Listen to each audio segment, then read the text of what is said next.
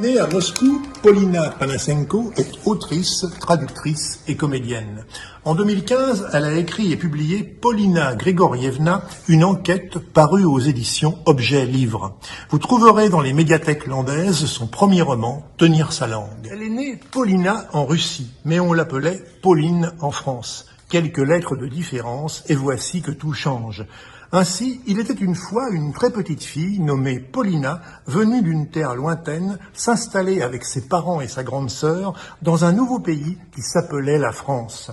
Le premier jour, ce qu'elle voit la transporte. Au milieu d'un parc se trouve un château rose aux toits pointus et bleus.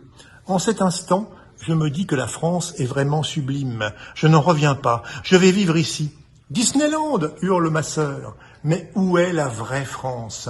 Elle le découvre au bout d'un long voyage en train. La vraie France s'appelle Saint-Étienne et nous sommes au lendemain de la chute de l'URSS.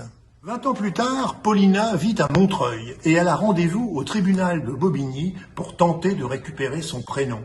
Le livre de Polina Panasenko suit les apprentissages et l'aventure quotidienne des mots appris et des mots retenus, ceux prononcés au dehors et ceux que l'on retient par devers soi, ceux de l'école et ceux de la maison, les mots des grands-parents, de la famille restée en Russie et que l'on revoit aux vacances, et les mots des camarades, des professeurs, des voisins.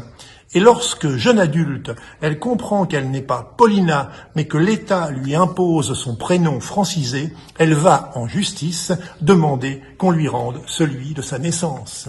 Polina Panasenko a écrit un texte intime, au plus près de sa mémoire d'enfant, qui est une histoire d'identité, de sonorité, celle des langues, la maternelle et celle d'adoption.